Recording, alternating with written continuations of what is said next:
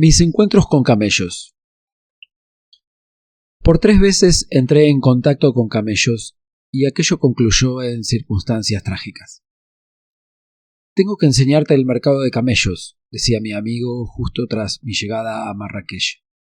«Tiene lugar todos los jueves por la mañana ante la muralla en Bab el-Kemis. Se encuentra realmente apartado, al otro lado de los muros de la ciudad. Es mejor que te lleve». Llegó el jueves y nos dirigimos hacia allí.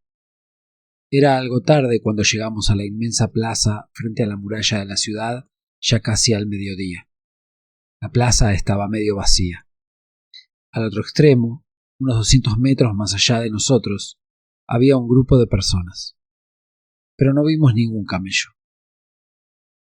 Los animales pequeños, con los que la gente se entretenía, eran burros por lo general. La ciudad se encontraba repleta de ellos.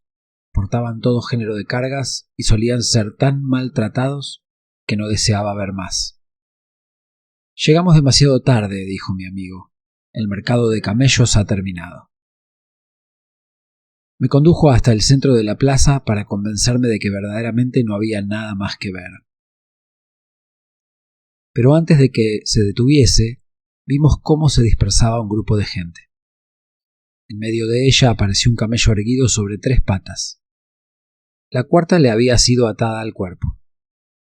Tenía puesto un bozal rojo, una cuerda le atravesaba el hollar y un hombre que se mantenía a cierta distancia trataba de hacerle avanzar de ese modo. El camello corría un trecho hacia adelante, se paraba y saltaba entonces curiosamente sobre sus 3 patas hacia arriba. Sus movimientos eran tan inesperados como inquietantes.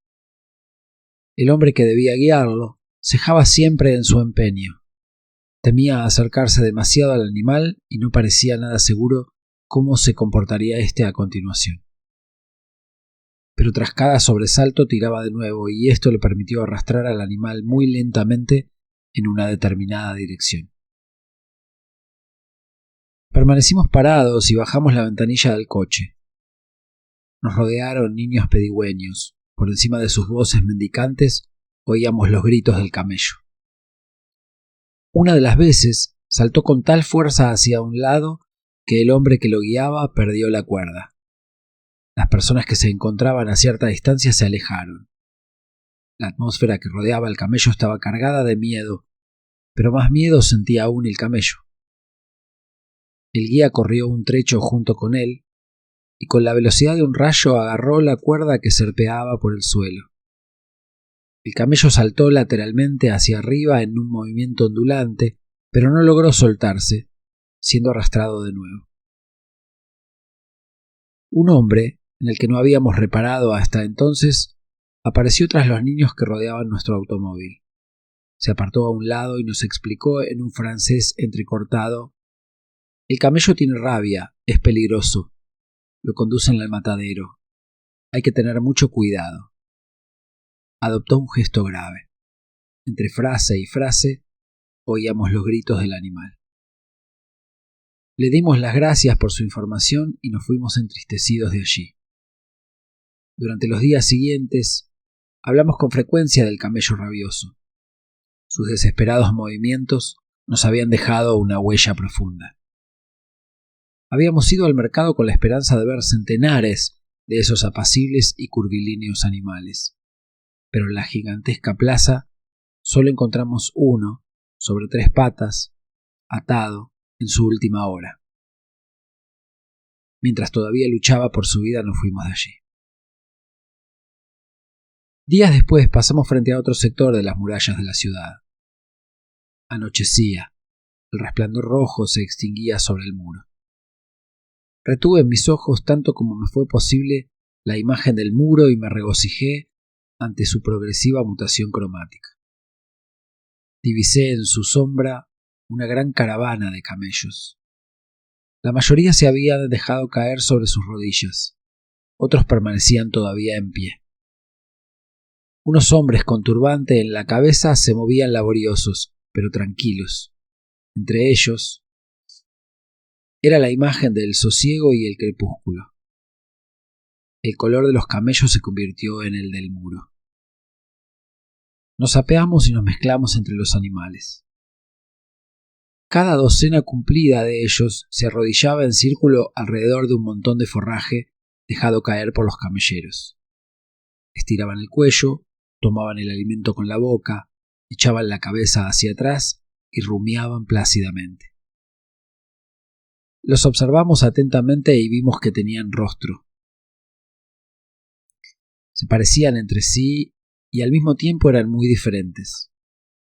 Recordaban a viejas damas inglesas que, dignas y visiblemente aburridas, compartían el té, incapaces de ocultar la malicia con que escrutaban cuanto les rodeaba. «Este es mi tía, de verdad», dijo mi amigo inglés, al que advertí sutilmente del parecido con sus compatriotas, y pronto descubrimos algún que otro conocido. Nos sentíamos orgullosos de haber tropezado con aquella caravana de la que nadie nos había hablado. Contamos 107 camellos. Un muchacho se acercó y nos pidió alguna moneda.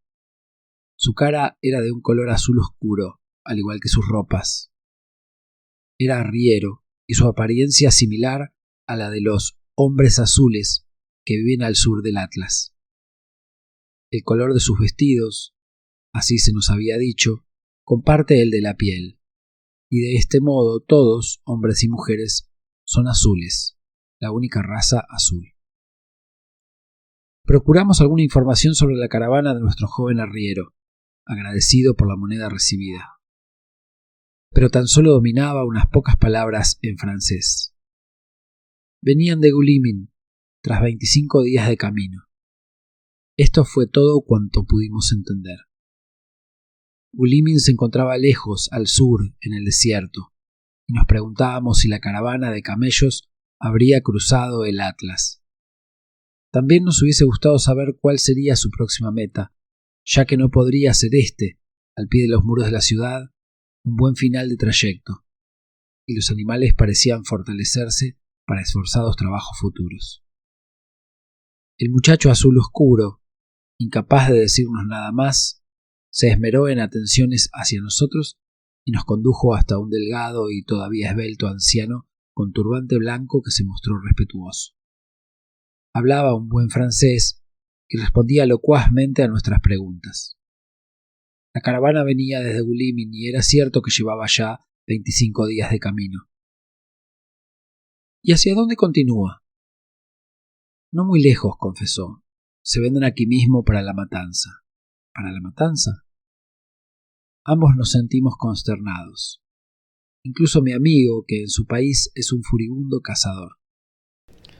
Pensábamos en el largo peregrinaje de los animales, en su belleza al ocaso, en su ensimismamiento, en su apacible banquete, y acaso también en aquellas personas que nos habían permitido recordar. Para la matanza, sí, repitió el anciano. Había algo de abrupto en su voz, como de cuchillo mellado. ¿Se come aquí mucha carne de camello?, pregunté. Buscaba ocultar mi turbación mediante preguntas de circunstancias. Muchísima. ¿Sabe bien? Nunca he comido. ¿Jamás ha comido carne de camello? Rompió en una burlona pero contenida risotada y repitió. ¿Nunca ha comido carne de camello? Quedaba bien claro que él sabía que aquí no se nos servía otra cosa que carne de camello, y se lo debió pensar mucho antes de instarnos a que la comiésemos. Es muy buena, sugirió. ¿Cuánto cuesta un camello? Varía, de 30.000 a 70.000 francos. Se lo puedo mostrar, aunque hay que entenderlo. Nos condujo hasta un hermosísimo animal de color claro y lo hizo moverse con un bastoncillo que hasta entonces me había pasado desapercibido. Este es un buen animal. Tiene un valor de 70.000 francos. El propietario incluso lo ha montado. Podría utilizarlo aún durante muchos años, pero ha preferido venderlo. Con el dinero puede comprar 2 animales jóvenes. ¿Comprenden ahora? Lo comprendíamos todo. ¿Ha venido usted con la caravana desde Gulimin?, inquirí. Rechazó esta insinuación algo molesto. Yo soy de Marrakech, afirmó orgulloso. Compro animales y los vendo a los matarifes. Solo sentía desdén hacia los hombres que habían atravesado tan largo camino, y de nuestro joven y azul arriero dijo: «Ese no sabe nada». Pero él quería saber de dónde éramos, y ambos le dijimos escuetamente: «De Londres». Sonrió y pareció un poco inquieto. «Estuve durante la guerra en Francia», confesó. Su edad daba claramente a entender que hablaba de la Primera Guerra Mundial. «Estuve junto a los ingleses. No me llevé bien con ellos», añadió rápidamente y un tanto quedo. «Pero hoy la guerra ya no es guerra. Ya no es el hombre quien cuenta. La máquina lo es todo».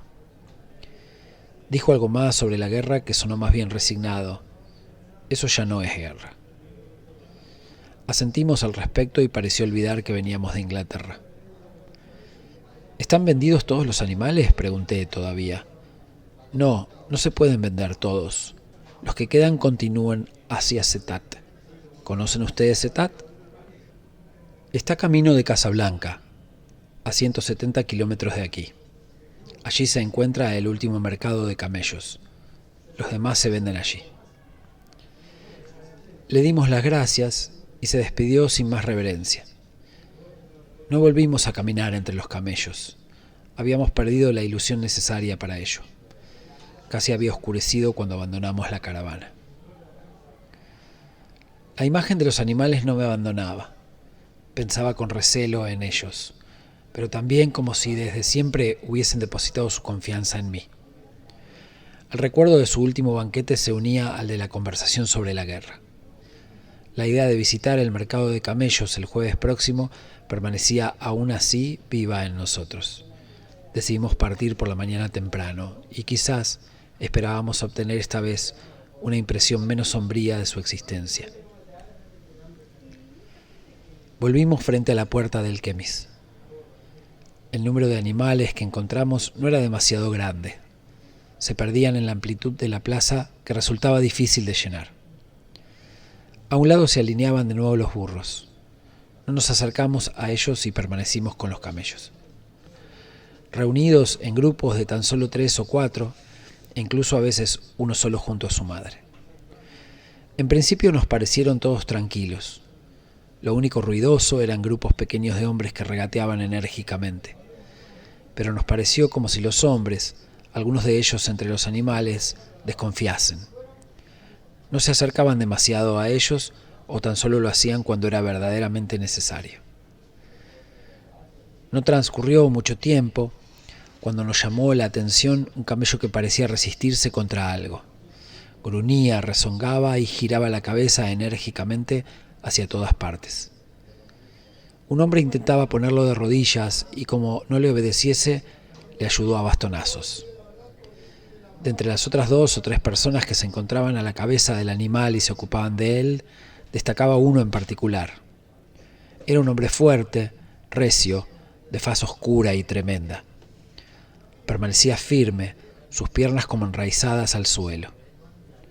Con enérgicos movimientos de los brazos, pasó una cuerda por el tabique nasal del animal que previamente había perforado.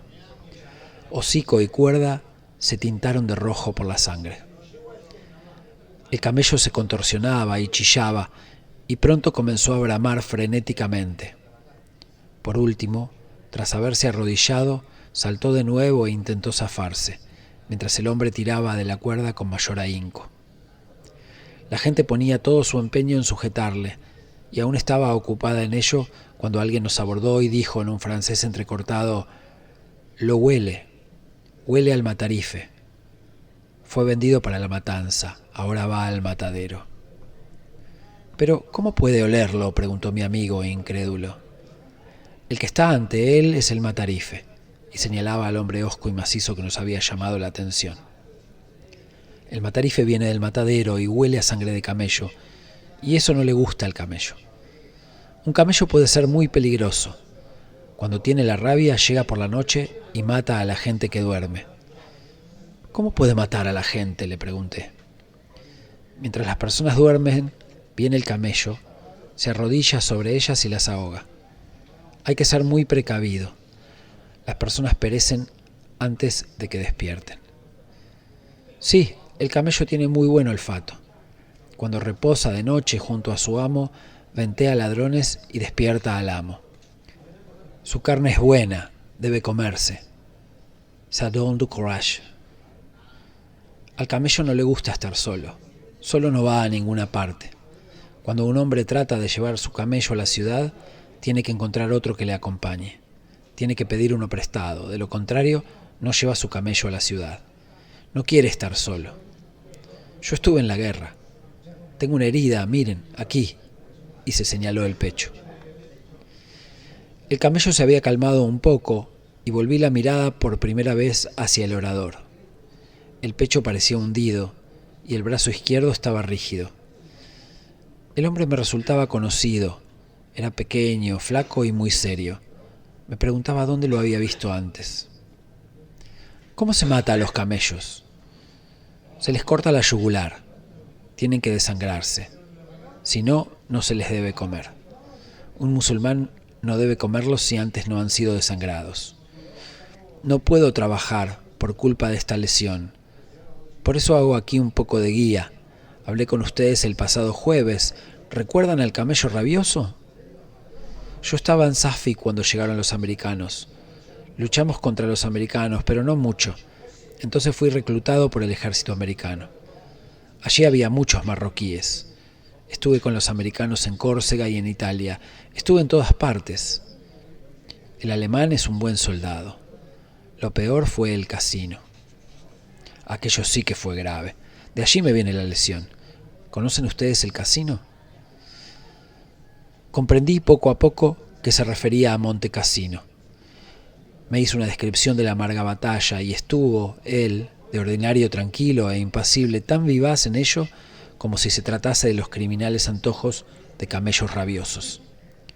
Era un hombre sincero, creía lo que decía, pero había divisado un grupo de americanos entre los animales y rápidamente se encaminó hacia ellos.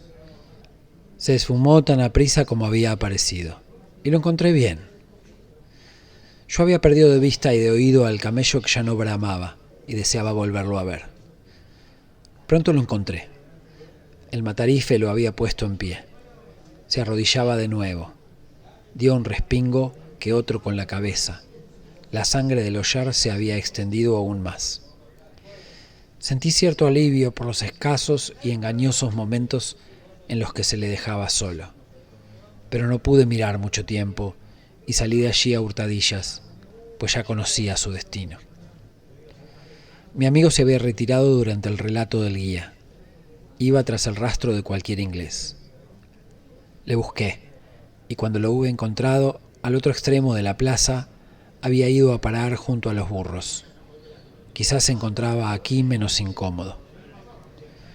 Durante el resto de nuestra estancia en la roja ciudad, no volvimos a hablar de camellos.